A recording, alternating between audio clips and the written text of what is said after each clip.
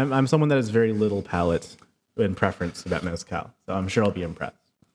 Yeah, this bottle was $500. Only the best. Y'all treat me so well. $5 million. Rolling. Awesome. Rolling. Welcome back to the podcast, everybody. I'm Brandon Bagg. Alvin Brendan. Thank you for being here. How you doing, Alvin? I'm really good. Thank you for having me. I'm really excited to chat. Are you excited to drink a little bit of this mezcal? Oh, yeah. We just posted a photo recently of the three Musicocon Mezcal hosts, myself, Lorena, and Paco. Yeah. And we're all holding a bottle of mezcal, and the caption says, "We talk to musicians as an excuse to drink mezcal." So you're currently giving me an excuse to drink mezcal. Yeah, I'm happy to do that for you. My pleasure. So you brought it up briefly while we were sitting here. Here, cheers. I have to confess, I was shit talking you a little bit. Yeah, so I hear. In one of our episodes, it was positive shit talking or shit. It was compliments disguised as shit talking, and so I figured. Say it to my face, Brandon. I called you. I think in one episode I called you a musical slut, and in the other episode I called you a musical whore. So you pick the one that you like. But yeah, you came up when I was talking to I think Catherine and I think Kate mentioned you as well. Right. So definitely like you're in the musical zeitgeist of Vancouver on the forefront of people's minds. What's really neat is over the past 3 years that you've been playing at Guilt regularly. 3 or 4, maybe. I think I started seeing you there as a duo during the pandemic when we were bringing in lots of duos. Yes, it was back in the days of the decibel restrictions. Yeah, I think Paul just needed some quote unquote background music to not. Well, because we had to have anybody. And I've never done this before, but I want to. I'm pulling up my phone because I was looking at it today, and I just in our internal calendar. Yeah.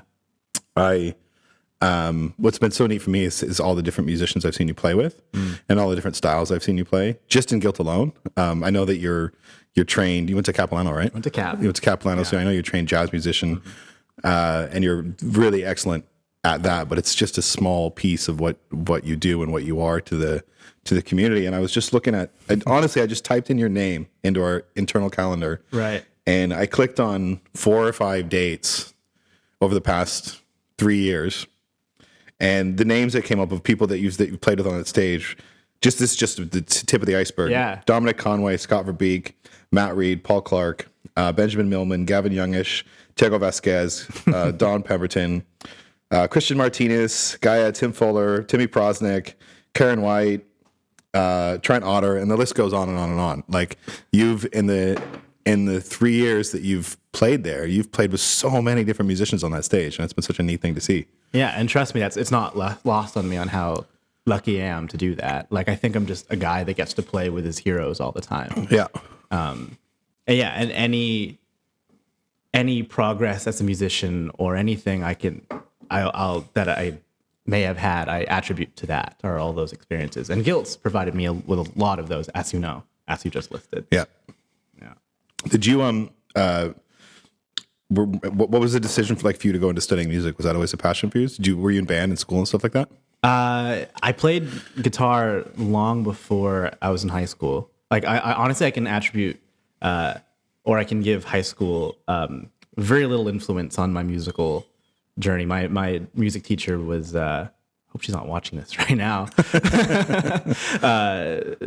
She was just like a flautist with anger issues that didn't provide too much musical enthusiasm for me. But then, but a lot of my music. She was just mad that she wasn't just Jethro Tull, you know. That's all I wanted, man. But yeah, I think long before high school, it was a lot of me playing guitar. Like I got a guitar on my 6th birthday, I think. Right. My grandma got me like a Radio Shack piece of shit guitar, but it was enough for me to be like, yes. Like something. I remember those guitars, easy. those Radio Shack guitars. Yeah, right. Yeah. And like, the fact that there was steel in the neck was like a feature of it. Like it wasn't pretty, but it was enough for me to like play. I think this was like the first song I ever learned was a Hawaiian folk song that my dad liked called Pearly Shells, and it's like three like A, D, and E, and those are the only chords that my dad probably still knows how to play. Right. But I guess I got it quite fast when I was 6. So ages 6 to 12 would be like one Windows 98 computer with ultimateguitar.com. Yeah. With my guitar, and then one computer playing with like RuneScape or something. And then so I just practiced and or not even practiced, but just played it because I had so much fun with it. Like none of it was trying to get better. So to answer your question, like by the time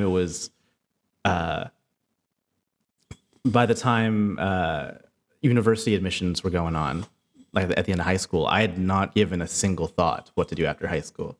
I just assumed that this would be the next thing. And another thing that was really lucky for me is my parents did as well. I never had to go do the mom, dad, I want to play guitar for money.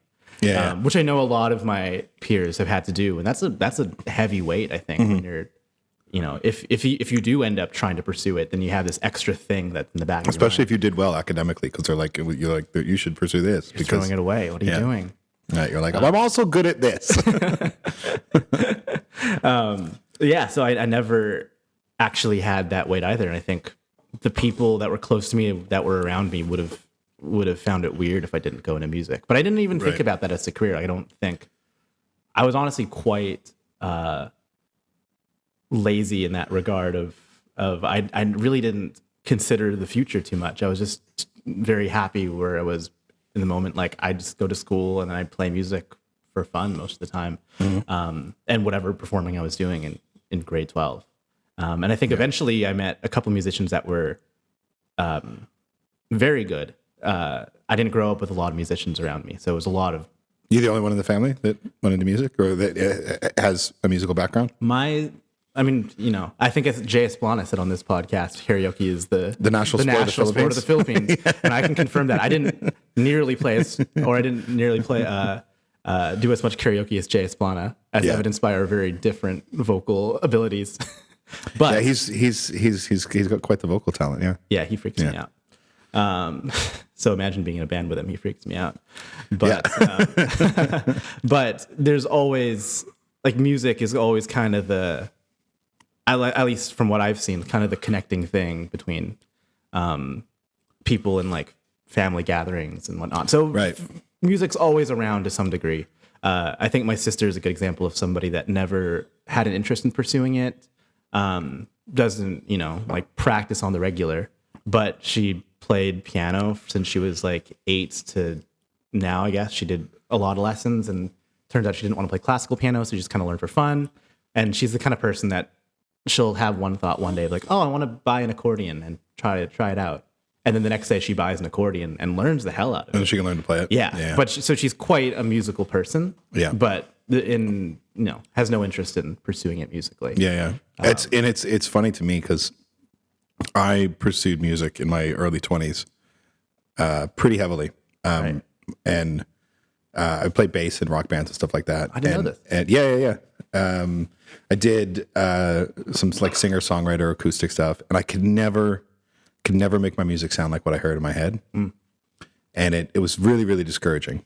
But eventually it was, I moved on to other things. I got into acting and various other things. And I kind of left that, the idea of, the joke I make is I love music, but I just wasn't good enough to play it professionally. And then my brother, both, a few of my siblings are really talented musicians. My brother was this insane guitarist.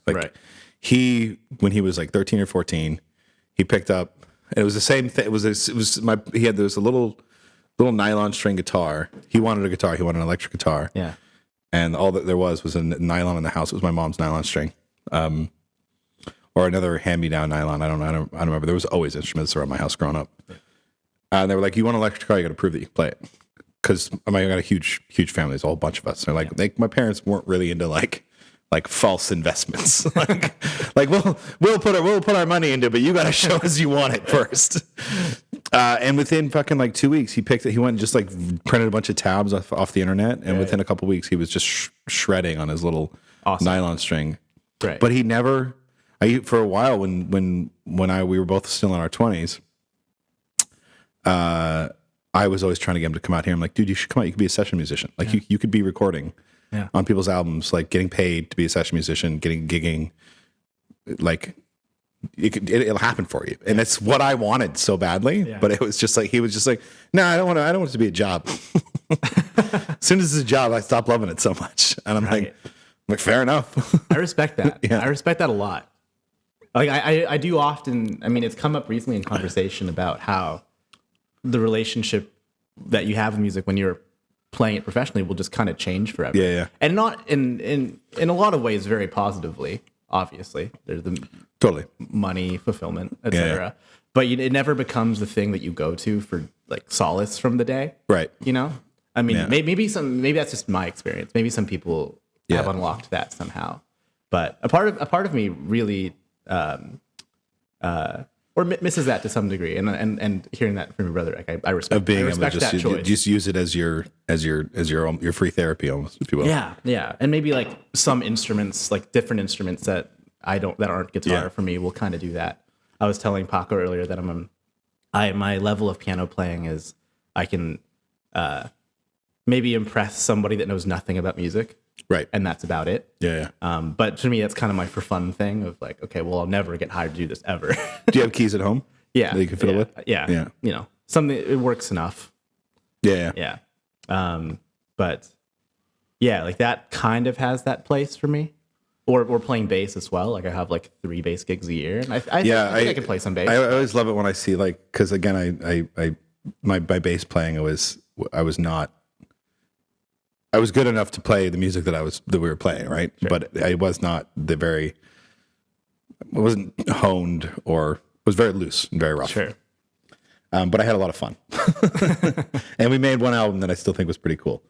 Awesome. But it was always super funny when like the lead guitarist would pick up the bass guitar, and like he's like twice as good as I am. Like I always love it when I see guitarists pick up bass. I'm like, not only can you play this, Jay Espino was another example.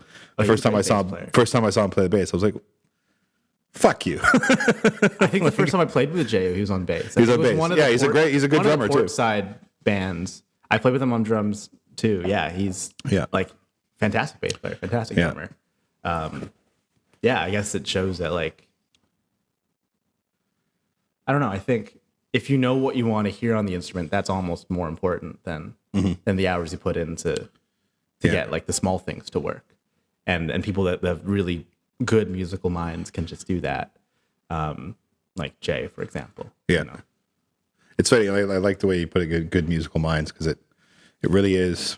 And there's something about music. I've heard you hear people talk about math being the universal language. But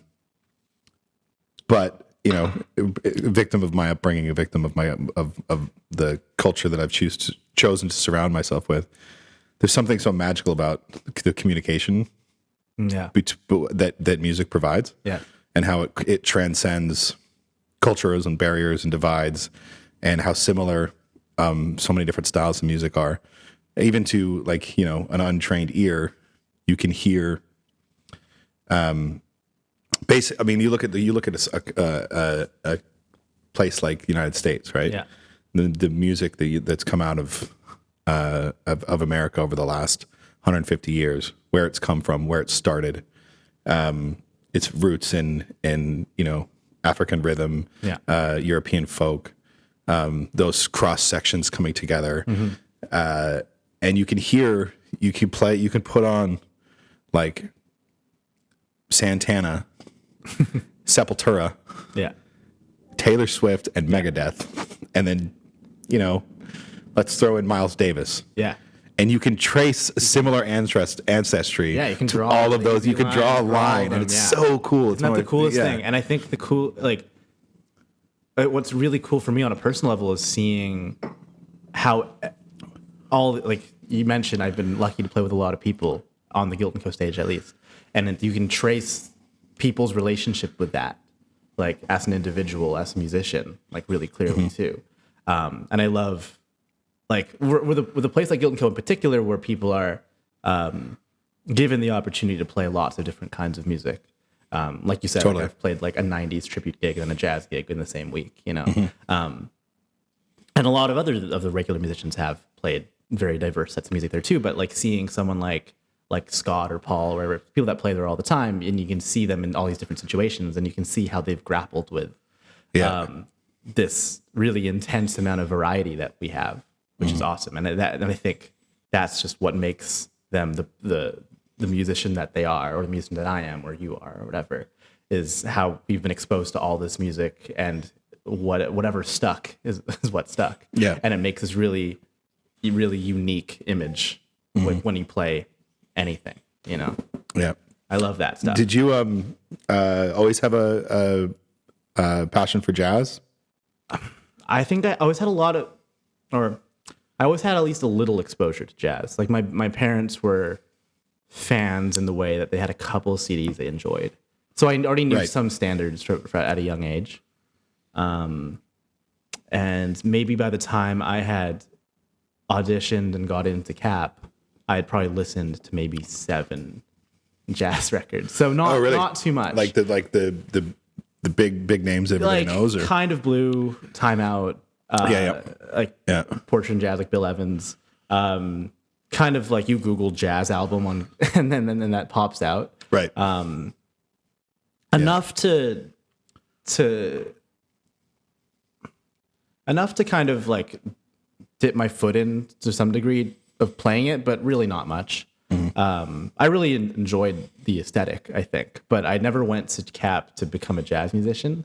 It was more as like a lot of people, as a bouncing off point into other things, or to understand theory, or to meet people or whatever. It was something like that.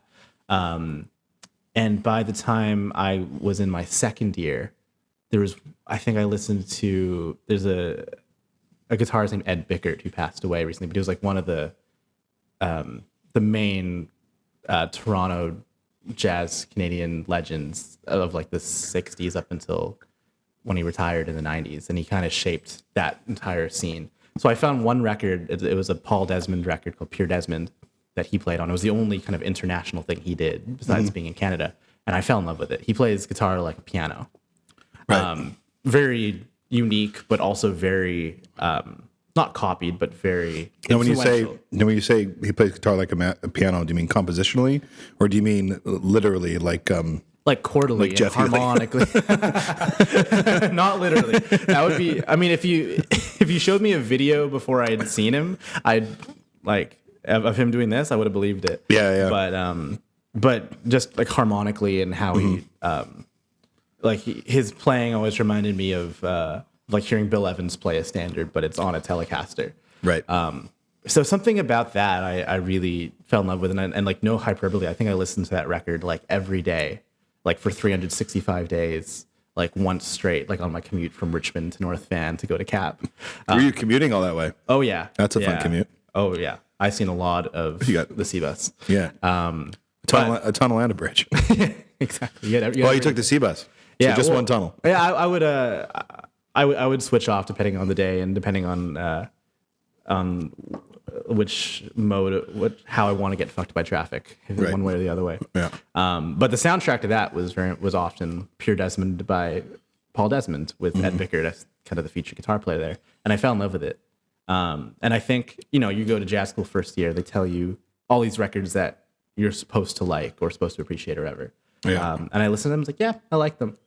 And I found that record, and that kind of unlocked every other thing that I'd already heard, but I haven't really listened to.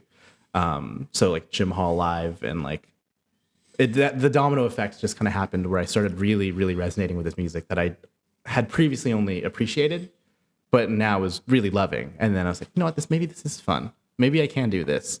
And honestly, like the jazz musician imposter syndrome is still lingering here somewhere, but it's a lot less than it was before, only because it's informed by how much I like it.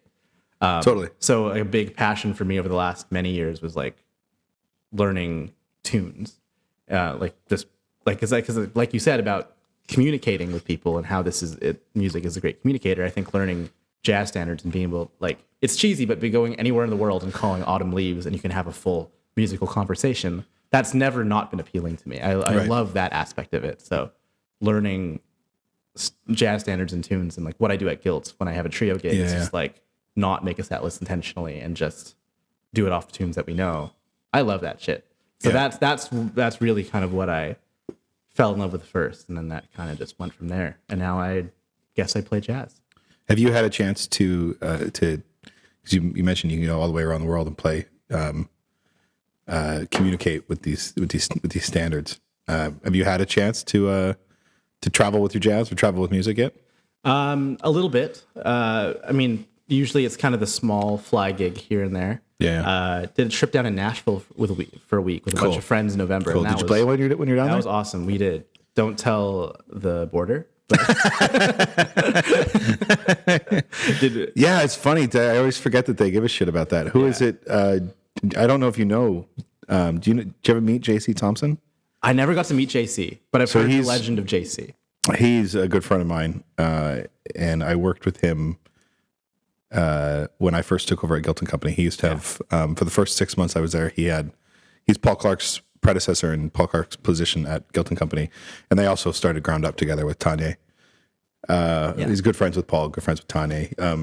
That whole community is really well known. He played here for years, but I think he got kicked out of the United States. Because he had been living down there playing for years. Was that before coming to Vancouver? Yeah. Right. Yeah. I think he can like go back now, but he was working and gigging there illegally for however long. Yeah. There you go. I feel like it's not an uncommon story because it's like if it's one of the few places you can still get paid without providing its social insurance number or social security number. I'm sure a lot of people have similar stories, but I ended up doing when we were in Nashville. So all the Republicans worrying about the border. It's like you should just be going to jazz clubs, guys. Like that's where the illegal aliens are. Got to reallocate their people, but I was with my friend Mikey Jose, who's played at Guild once or twice, and singer, songwriter, genius. Yeah, that guy also freaks me out. Those Filipinos, man. What's going on with them? But he knew one producer in Nashville, and plus a couple kind of Instagram friends, and we ended up just getting like 11 people in one Airbnb, and every night just like saw a show, went to a jam. That's awesome. It's awesome over there. Yeah, I went. It's awesome over there. I didn't make it to Nashville when I was down there years ago because I ran out of money. But I was in Memphis, right? Which also, and it was a weird time to be in Memphis. It was 2010. It was actually just before the Vancouver Winter Olympics. I think I got there. I might have even got there in 2009, and the 2008 crash hit Memphis hard. Right. 40% of the downtown core was empty. Like empty, just empty fucking buildings. So you could walk by like garages, like auto body garages, and there's still tens of thousands of dollars worth of like lifts and tools. People just up and left. Right. Were you living in Memphis at the time? I was there for a month, staying with some people that I had met through couchsurfing.com, which I don't know if you've ever used it, but back when I was, it's a cool website for travelers, young travelers that are traveling on a budget. I don't even know if it still exists. This was 14 years ago. Yeah. But basically, you set up a profile, and you set up a profile as a surfer or as a host. You know, you can surf my couch, and then you would get rated based on and people can like look at your profile and you try to. It was like the closest thing I've ever made to a dating profile in my life because you're actually like you want to show that you're a nice human being and that you're not gonna. So you end up staying with a lot of people who have similar interests because there's a list all about like what music you listen to, why you're traveling, what you're doing. So I ended up crashing with these people's place for like a month, and the only reason I was there for that long is because 2 or 3 days after I got there, I found out that I had lost my bank card. Oh shit! Yeah. So I had to I got a job in Memphis, which wasn't illegal because I'm a U.S. citizen. Just gonna say that online. Clear that up. Yeah. Clear that up. Also, if any casting agents are watching, I do that as well. I am American, and they were super amazing people. One of my friends, one of the guys that I met there, his name was Jeremy. He was standing right next to me at the ATM when I pulled out my wallet and realized I didn't have my bank card. And he goes, "Oh, you're just gonna stay with them and just mail it back to their place. I'm like, it's going to take like a month and I don't have any money. And they're like, yeah, it doesn't matter. Crazy, man. But the amount of cool shows I saw when I was there, I saw like yeah. house shows and weird little indie. Went down on like the main street in Memphis. I'm blanking on them. Beale Street. Went down Beale Street. And the street performers in Beale Street are fucking amazing. Yeah. It's insane. Just the depth of culture and it was weird being in the Bible Belt. Yeah. Did you find that? Like every second you go through certain neighborhoods and there's like 7 or 8 churches all next to each other. That was weird. But I think all the driving I did, or like I went for a little vacation around like outside of Portland, like the rest of Oregon, kind of prepped me for that. It's like, oh, this is what the are like. Yeah. Portland's weird because Portland's this little like very liberal city in a very conservative state. But the whole state usually swings liberal because the population centers are all in the cities. But anywhere on the outskirts, it's like it's very, and they're angry. Same thing, similar thing in Washington. Yeah, Washington, you've got Seattle, you got Tacoma, and even Spokane's pretty liberal, but it's a little more. But everywhere in the middle. Very passionate on the outside. Too. Yeah. It's funny too because I don't know if you've spent any time in Bellingham. No, I mean driving. But you drive. Bellingham's like a little college town. Yeah. 5 minutes outside of Bellingham, you feel like you're in a different country. It's weird. Yeah. So like the drive from Nashville to Memphis when I did that was you drove. Cool. Which route did you take? Oh, I couldn't tell you. Some highway. Did you go like on an angle through the U.S. or did you go like along the top and then down, or down and then along the bottom? It was along an angle. Yeah. What would that mean? Or was it means you'd cut through like Idaho and Wyoming and maybe Colorado and then Texas and then Oklahoma. Oh, sorry. This is just Nashville to Memphis. Oh, Nashville to Memphis. Sorry. Not from Portland. Yeah. Yeah. I've never driven more than 8 hours. So. Oh, really? I think my furthest drive might have been Nelson. So. Yeah. Doing that. But what's the driving time from Nashville to Memphis? It was like maybe three and a half. Yeah. I mean, we had one. We had one gig. Asked me if it was paid. Was it paid? No.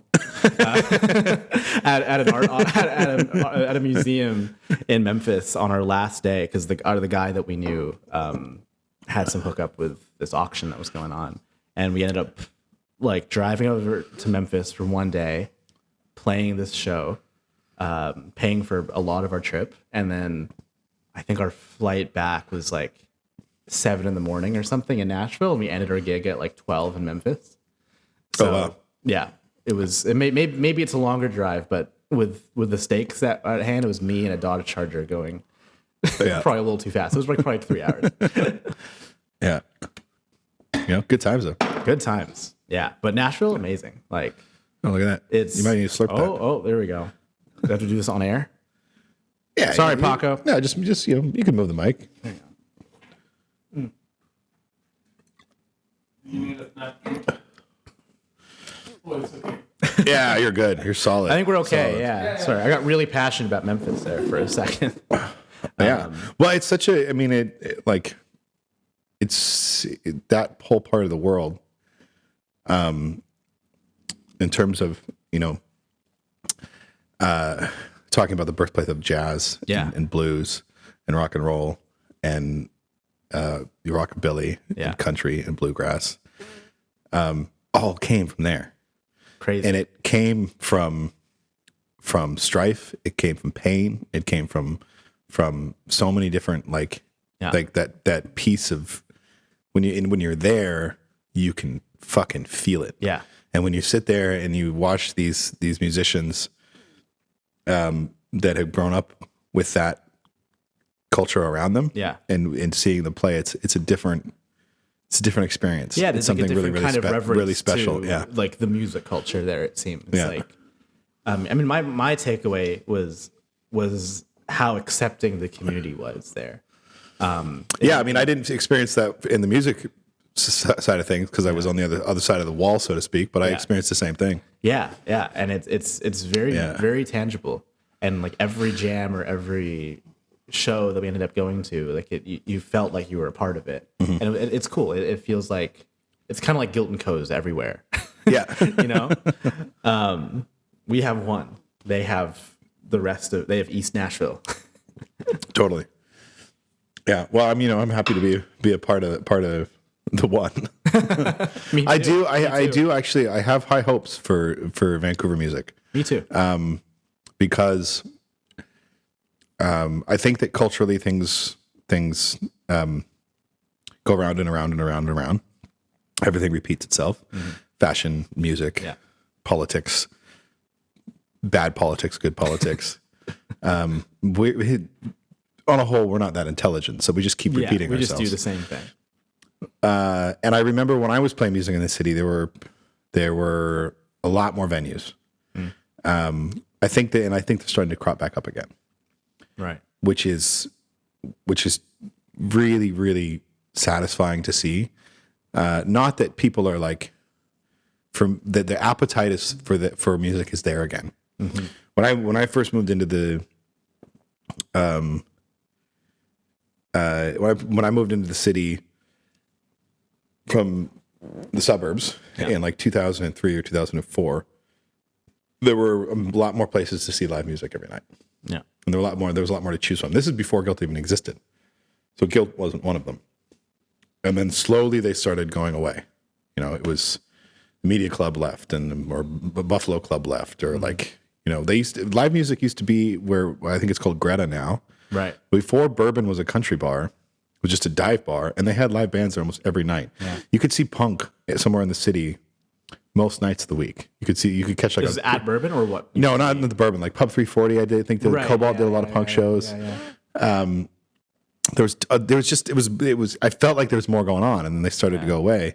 And I feel like it's starting to pop up, like Ostita opened up a couple years ago, or a year ago. Who's run by one of Guilt's former neighbors, Avi. Right. Fantastic human. Water Street Cafe is doing music earlier now. And I don't know how I can't speak to how these people are doing it or what's happening or where the best places are to play. But the fact that music, it's starting to spark up, it gives me great hope. Yeah, me too. Because I think that I know firsthand the caliber of musicians that exist in this city. Yeah, the talent has never been the issue. No, exactly. Now, I remember I was waiting for a ferry with a singer from out of town who was doing like a run of shows for a tour here. Shout out to Katie Tupper.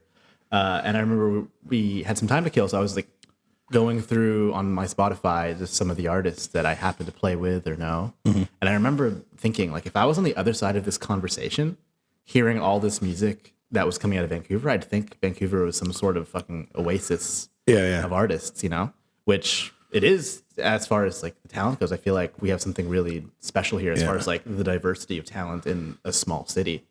And yeah, any opportunity to showcase that is amazing. And I'm that's it. I think I always keep hearing the story of back in the day there were so many more places to play. So like, if you're optimistic about it, then it's funny because I wasn't even at the time. I wasn't really playing. I was just going, and everything was a bit different then. Yeah, most of the shows that I went to in high school, I wasn't even legally allowed to be in the bar. Right, but no one gave a shit. Yeah, it's just like, that all changed, right? Yeah, there you go. Now you got to be 65 to get in a bar without an ID. I think it was too much of a follow the rules kind of person. I remember I got asked to play at the Railway Club when I was like 17. I was like, oh, sorry, I can't get in the bar. Like I'm pretty sure I just said no to the gig because I couldn't. Well, there were a lot of places where I remember being underage, and there were a lot of places that you could get into that were liquor primary, and you knew that if you there was like the first hurdle was getting into the venue, which was less difficult depending on who you were sometimes than getting a drink. Yeah. So for myself, when I was a teenager, I didn't really drink that much because it was easier to get other stuff. So as long as you didn't go to the bar, you were usually pretty fine. Right. So you could get in, and that was the point was there for me to be. And it's like I would say that now as a person who runs a bar, and I'm like, the idea of people being in the venue and not spending money makes me like so upset because I'm just like, kids go to Guilty. Like, we got to pay the musicians. God damn it. Kids go now. But that was the thing. I remember being able to get into places, and as long as you could like avoid the bar, because if you got too close to the bar, they'd ask you for ID. Right. Or if you tried to order a drink, they'd be like, "Where's your ID?" You're like, "I already got in." They're like, "Well, we're going to do a double here."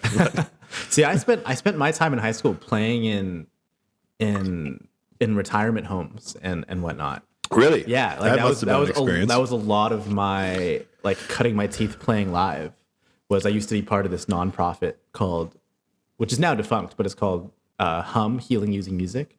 Cool. It was run by this one lawyer who played piano, who's an awesome guy, Steven. Shout out to Steven. And he just basically wanted to hang out with his friends and play music, but like play Bruno Mars covers and have someone else profit from it. So we'd. Yeah. I was kind of, I think it might have been like 14 or 15 when I joined. And it was just, they'd have a show at a retirement home hold a show for some other nonprofit that needed the funds or something. And a very wholesome way to get into playing live. Yeah, it was just like, you show up with a singer and play a couple Bruno Mars Was that songs. your first show at a retirement home? First gig? It might have been, I mean, besides like maybe a talent show. Yeah. The first gig is always at the high school. It's always at the high school. Like, but besides. And people think you're so cool. And you're like, yeah, And I did. Girls saw me this time. Girls saw me on my first show. That's my one flex. But it might have been besides playing in church, like playing for the odd retirement home gig, or like Hum once got a gig at Performance Works in Granville Island. I thought that was like the biggest stage ever, right? For, like 15-year-old me, right, playing some Imagine Dragons song with a couple guys, one guy on cajon. Performance Works. That's not the one at the That's at the end of Granville Island. Performance Works is the one at that's the backstage lounge. Not other side of Granville Island. Other side of Granville Island. Yeah. Performance Works is the smaller one over on that side, right? It's like if you like. I think I will. If you come into the island and turn right. Yes. Yeah. Yeah. I had no idea. Like I've being in a theater background, I've seen tons of shows there. Yeah. There's a lot going on theater wise there. Yeah. But that was like probably the first time I played a show or live music for more than 150 people that weren't at my high school. Right. Which felt like the biggest deal back then, Of course. Well, I mean, that is a big deal for 20-minute set probably. Yeah. And it was like the biggest deal for like a month, like practicing. I remember the first time I played a show that was like, I think like high school would have been talent show, or like I think my school did this thing called like extravaganza, and it was like right before the Christmas break, and all the entire school it was like basically a talent show. Yeah. And then my town, I think, did Battle of the Bands. I think we were in Battle of the Bands a couple times. Yeah. In various different. That was the best part about being a bass player in high school, was that you could always play in a band. Right. There's always someone to play with. Because everyone wanted to be the guitarist or the lead singer. Mm-hmm. And I was never going to be a drummer because I can't keep a beat with my feet and my hands at the same time. But I remember the first time I played a gig that was in like a place that wasn't, my town setting, or first time it was in like a bar, and I was like, I'm playing a concert. Yeah. I'm playing a show. It's a cool feeling. It's a really cool feeling. Yeah. I think we had this one cover band, which was like acoustic guitar, cajon, and then a guy that played some sax and a singer. I think we probably used like bandnamegenerator.com to make the name or something. Yeah. But I mean, what's the worst band name you've ever had? I mean, I was talking about this with someone the other day. I never really lived like the band life when I was a kid. Right. Because besides this one little thing, which was called the Wishbone. There's worse names for bands. There's definitely worse Looking names. back on it, we laughed at it back in the day, but there are worse names. That was from bandnamegenerator.com. I think you should have just dropped that Wishbone's a solid name. I should have talked to you when I was 15. That is much better. But I like back in that kind of high school phase, I was very much in the like. I went from like playing a lot of like punk stuff in my bedroom to a lot of like thrash metal Right. So like some proggier stuff. So I was very much in the electric guitar realms of music at the time. Yeah. And then, but no one around me was playing like or enjoyed any of that music. So that was very much my solitary music. But it turns out like the music that I'd play with people would be like in band room at lunch when someone wants to play Just the Way You Are by Bruno Mars. I'm like, okay, well, I can play that, I guess. And I ended up like really falling in love with pop music because that was the one thing that I could connect with other people. And play with people. And now that's a vast majority of what I do, which I still love now. Yeah. And that just kind of came out of people not wanting to play Dream Theater with me. Yeah, and I mean, there's like a what's the word I'm looking for? A scientific reason probably why people love pop music. Like, it's catchy as fuck. It makes you feel good. Yeah, you don't have to think about it too hard. No, I've very much grown to really love the art of writing and performing and sharing pop music with people, which is like me at 12 years old was like such a little shit of a music snob. Yeah. I was like, I listen to real music, and it was like Blink 182. Yeah, which is pop music. Which is pop music.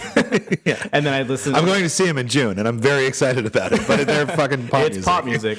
And it's then like they were in their 40s, still singing about how their parents didn't understand them. It's like And I was such a little snob when I was a kid because I'd get it really deep in the pop punk hole. I'm like, this is pop, this is real music. And then I'd get into like a bunch of metal music. Like, this is real music. And then I got into like Bob Dylan and like just like the kind of the folk music at that time. Bob Dylan is also pop music. I was like, this is real music. Yeah. And I was like just kind of leveling myself over and over of like trying to like hoist myself up a little bit. Yeah. I realized, wait, all of it's good. Yeah. Wait, I like it all. Yeah. That's the thing that like I've never really there are some genres that I am closed off to. Right. But not because What's on the blacklist? Not for lack of trying. Trap.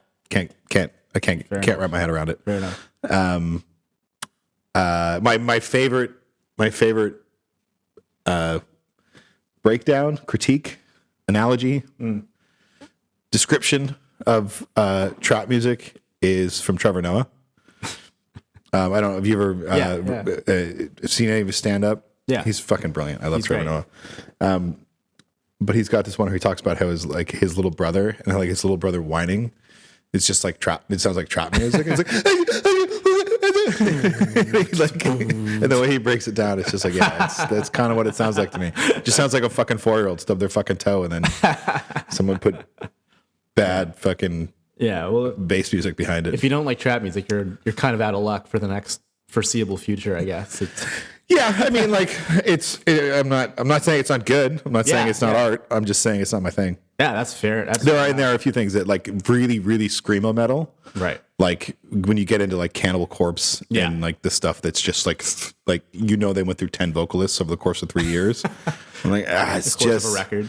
It's just not melodic. I love a lot of metal. Yeah. I love speed metal, thrash metal, hair metal. Yeah. I like Billy Talent levels of screamo or like Opeth levels of like Cookie Monster vocals, but not when it's when that's the whole feature of the entire thing for 50 minutes of a record. That's when I had to tap out. And it's like I can respect it, like what's happening with the drums and what's happening with the guitars. I'm like, it's fucking impressive. So this is why I haven't seen any screamo at Guild & Co. Yeah. Well, it's actually the two. It's one of the we generally. It's very, very seldom that we will actively stray away from certain types of music. Yeah. But the room's too small. Yeah. So you can't have really bass heavy, loud hip hop. It's unpleasant to be in the room with the decibel level that loud. Same thing with heavy metal. Like, the most metal we can go is like maybe the Scorpions and maybe for like 2 songs. But yeah, even then there's not any type of music that I'll be like I say trap, but I'm sure someone could find a song and be like, this is technically trap, and I'd be like, I'm down. Yeah. What about you? Is there anything on your blacklist? I honestly, and maybe once we stop hitting record, I can think of something I absolutely hate. Right. But I don't think there's anything that I would really shy away from out of it just being in a genre. Like maybe particular pieces of music or something, maybe. But I feel like generally from the people around me, I feel like I'm very easy to please as a musician, which I think is quite helpful to be a working guitarist. Totally. Because I can get behind a lot of things, or at the very least, if it so doesn't ego's never going to serve, right? Yeah, exactly. And it's like, at the very least, if I don't like it, then I can see why it's effective. Yeah. Or sometimes people are just in different levels of their music making journey, and there are just fundamental things that aren't working with it. It's also being in the world of being like a paid artist. Yeah. Of any kind. You, in this day and age, if you want to like get yourself out there and you want to get like, I mean, even if paycheck isn't on the top of your list, it's on your fucking list. It's on the list somewhere. And the thing that I can most easily relate it to is acting. Yeah. Because I've had a very, very frustrating time trying to like get my foot into any significant door, right? Which is life. Yeah. That's fucking life. Yeah. But there are genres that I like. There are filmmakers that I like. There is things that I want to do, things that like I would really love to do. Yeah. There is not a lot I would turn down. I would never watch that. Yeah. But if you're going to hire me to be in it, I'll watch every fucking episode that leads up to the one that I'm in. Yeah. Which I think has become very helpful, that I'm not turned off by too much. Like after, like I think honestly, I've grown to like more music by playing it first, and then it's like you see a crowd that really likes it, or you see how it's put together, or you see what goes into it on a musical level or on a performance level or something, and you kind of find like, if it's quality stuff, you'll find something to enjoy, or to at least respect or appreciate. On like the audience really digging it, or it being really fun to play, but you wouldn't listen to it in your car. Like, there's a lot of metrics to enjoy. And I think I like what you said about what goes into it. I think it's easy. Everyone's a critic, right? I think it's easy to criticize something that you don't understand. Or aren't into, and see it as being less complex or less involved than what you're normally driven to. Yeah. But you talk to, like, I'm really blessed in the sense of the musicians that I've had I've got to speak with just on the show, but also where I work, I'm surrounded by musicians all the time, and again seeing them play those different styles, and seeing an artist come up and be like, wow, I would never thought that I would see that artist playing a country gig, and that's like, oh wow, they're playing like Jimmy Baldwin. Yeah. When he does his solo stuff, he does country stuff. I love it when he does Bruce Springsteen. That's like my favorite, because I'm a big fan of the boss. But he plays in a funk band, right? Yeah. He's like, and he would never, and he's awesome. Like, and you see him on the stage, he's just got these big sunglasses, and you're like, good Jimmy. Yeah, I've seen funk Jimmy. I haven't seen Springsteen Jimmy. Yeah, and he does them both. He does them both really well. Love it. And I think there's something really beautiful about understanding what goes into the production of different forms of art, whether or not it's something that you would normally gravitate to. Yeah. And I think that's something that you see more in like session musicians and concert musicians, because they're why would you turn away from an opportunity to grow and play with other musicians? Like, it doesn't make sense to most people. And I think that's cool. I think it's really good for you to branch out of what you perceive as things that you like, because most of the time, if you spend that meaningful time in learning those songs, or helping someone write those songs, or performing those songs, or something that in a genre or style that you don't particularly like you'll have something to take away from it, and you'll be better for it. And I think, like, somewhere, again, using Guild as an example, I think that's why we have so many talented people, like, very saturated in a small community such as Guild, because we're encouraged to play all these different things. And I think that's really important for people's growth. Like, how, like, playing, I'll say that playing a shit ton of like pop song cover gigs has really been good for my jazz playing, or vice versa. Yeah. Like, it's all kind of the same ingredients at the end of the day. Like learning a like for example, like really getting your pocket down for like a rhythmic thing on a pop song, it does a number on like your sense of time and your sense of groove. And like that, it's not like you're practicing one thing and then that's completely isolated. Then you have to practice your jazz thing that you really like. Like it's all combined. It's all the same thing. So I think it's good for everybody. And I think a lot of my favorite musicians personally are people that like genre isn't the thing that defines them. It's like, oh, the jazz guitarist, blah, blah, blah. It's the musician, like Steve Jordan playing a jazz gig or playing with John Mayer or something. Yeah. Or Larry Goldings, who is a killing organist, but also plays with John Mayer, plays with like James Taylor. Like he's awesome because his musicianship is shaped by all that. It's not like, oh, I like jazz organs, so I like Larry Golding. Does that make sense? Like, I think my favorite people are the ones that have an identity despite genre. Totally. Yeah. Do you have what's stuff that you haven't played that you're intrigued by? Plenty. I've never played a flamenco gig.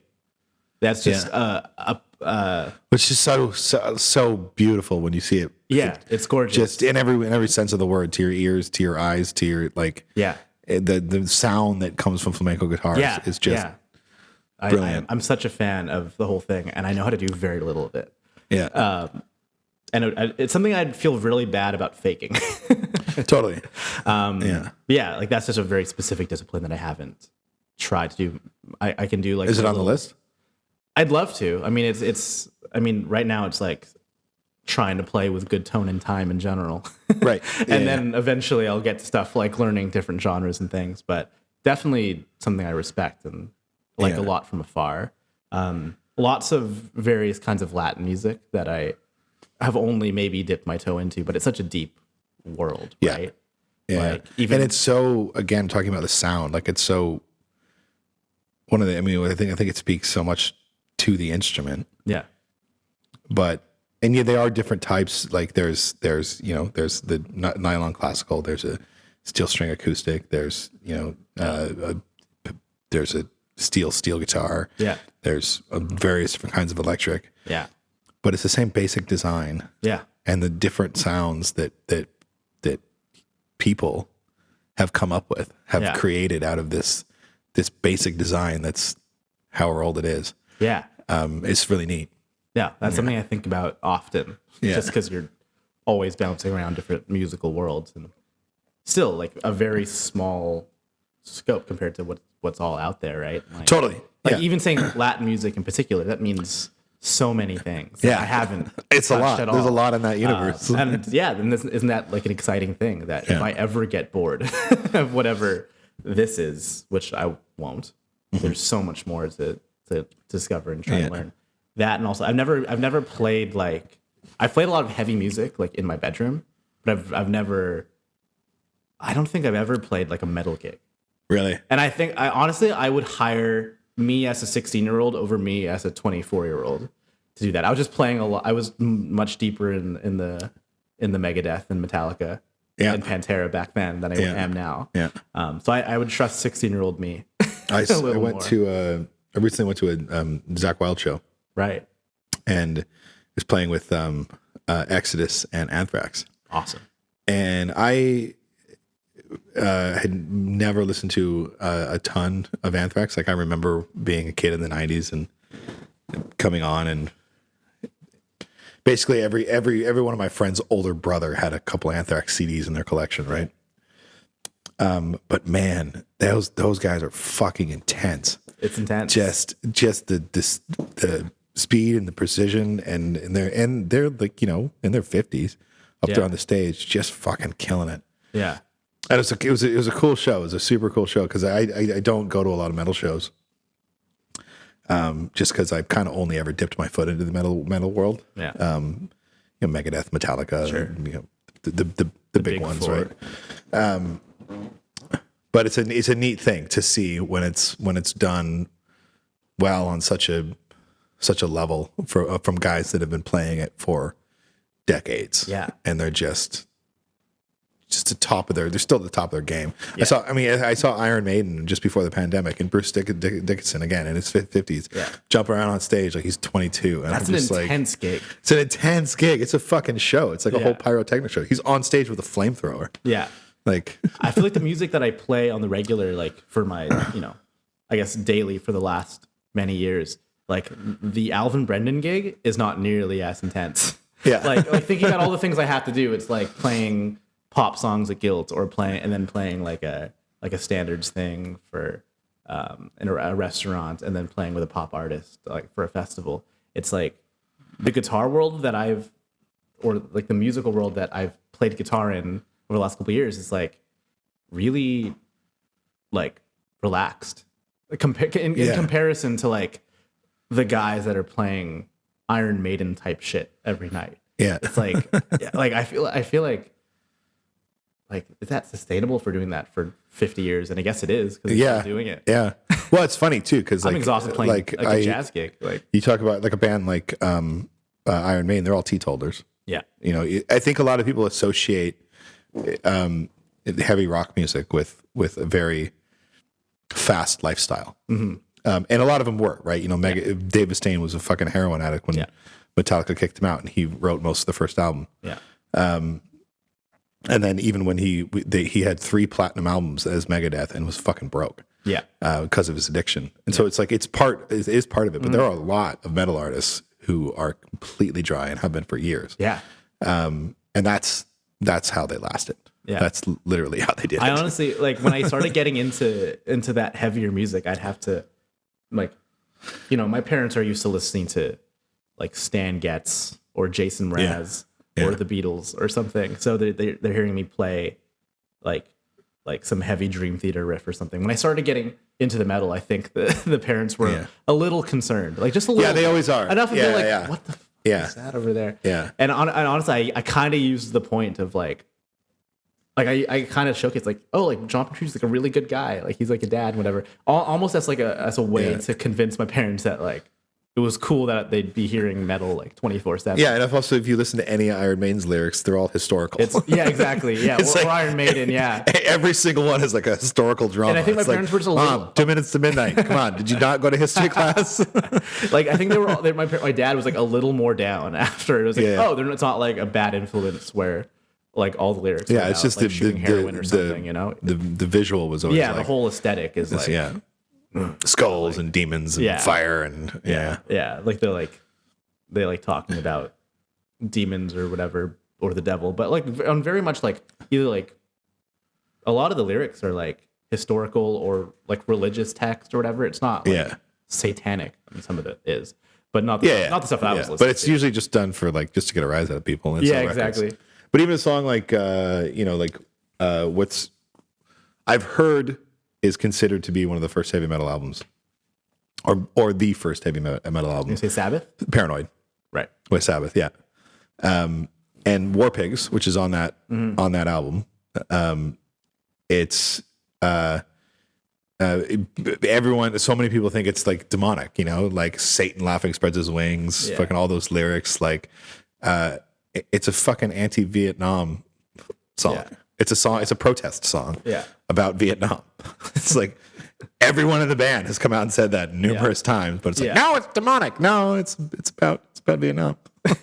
They're asking for it a little bit, but totally. Yeah. Well, like even like I love the Alice Cooper story, where or was an Ozzy story. Who was the chicken? Which one was the chicken? Was that Cooper? Yeah. Or there was no or when the story of it's like did you like I think it came out like that's Alice Cooper like murdered a chicken on stage. Oh, right. Or like that's what you're talking about. Yeah, I think it was Alice Cooper. I think it was Alice Cooper, and fact check it. Yeah, the important part of the story is that what got reported didn't actually happen. Right. It was his publicist that called the next day and were like, "Did you fucking do this?" And he was like, "No," and he's just like, "Never admit to that." Like, never admit to that. And this, he just kind of just ran with the story. But I think Alice Cooper's Catholic. Yeah, like he's another one of those guys who's a total showman. A lot of them are. Yeah, it would just it's part of the act. It's performance. See, Dad, they're good. I mean, I'm not vouching for Catholics in general, but Yeah, that's a different whole. Maybe not for this podcast. so what do you got going up coming up that you're excited about? Yeah, I was telling Paco earlier. There's a lot of traveling to be done. I think in the next little bit. Yeah. Going to the next. I guess after April, the next few months are kind of planned out roughly. Where I'll be in Calgary for a bit to do one of the Stampede City sessions with Michaela Slinger. Cool. And then back for a little bit, and then I'm going to the UK for the first time. When are you going? May 5th. For about a week, a bit more than a week. Cool. Katie Tupper got the Great Escape Festival in Brighton, and some shows in London. So me and Ben Millman will be going over there. And Nice. I'm stoked. I've never been to the UK. Yeah. It's fun. Yeah, so I hear. So yeah, like great that music is the reason I'm You gonna be in London? Brighton and then London? London for the majority of it, and then heading to Brighton for Sweet. the end. Yeah, I've never been to London. I'm actually going to London for the first time, like a week or two after that. Right. Just missed me. Yeah. There you go. And then probably going to come back and then do some kind of touring around here, West Coast. Second week of June, we're going to Toronto for a week for, Canadian Music Week and North by Northeast and all that stuff. And I haven't really spent meaningful time in Toronto either. Yeah. Like it's just kind of for layovers. Yeah. I'm going to Toronto in May as well. It's the first time. We should link up. Yeah. But yeah, so doing that for a while, and then what else? There's like Saskatoon Jazz Fest at one point, and a lot of stuff on the island between those things. So yeah, summer's been racking up. And you have, I think I faster. saw you've got a few dates coming up at Guilt. I have a few dates. You'll have to remind me what I think there was. I think I saw. I know. Did I see one in June? Are you playing in there in June? As the Alvin Brendan trio. Maybe. I think I have like an early show in May. As like with a slightly different. It might be under Alvin Trio, but it's a slightly different group where it's Trent Otter and Ben Millman and I. We kind of dub it as Brendan Otter Millman until we find a better name, right? Because Alvin Brendan Trio connotes kind of a different thing where they hear nice jazz tunes and it's fun. This one is a weird fusion experiment where I kind of run like a guitar amp and a bass amp left and right and play some like octave down bass, and then Ben plays some bass, and it's like jazz adjacent meets some hip hop meets some like live sampling with some rap meets kind of everything in that ballpark. And that project's fun because I feel like with a lot of gigs that I've had under my name, it's like I've had to compartmentalize like, okay, this is the jazz side or this is the funk side of the thing I do. Yeah. And that act's fun where I feel like I can kind of do whatever like comes to mind and not like kind of split the identity up in little bits and it's a good exercise for me to kind of pursue like, again, this is just me and the music I like to play regardless of genre. And that's always been like I guess a mental challenge. I think I've always, I guess, playing a lot, like getting into a lot of jazz music, I always felt like I have to either choose that or play a lot of the funk or pop music I really like, which is like a mental thing I've gone through a lot over the last couple of years. But only now do I feel like I'm trying to actively challenge that. So that project is definitely nice. Do any of these projects bring you into the studio again in the near future?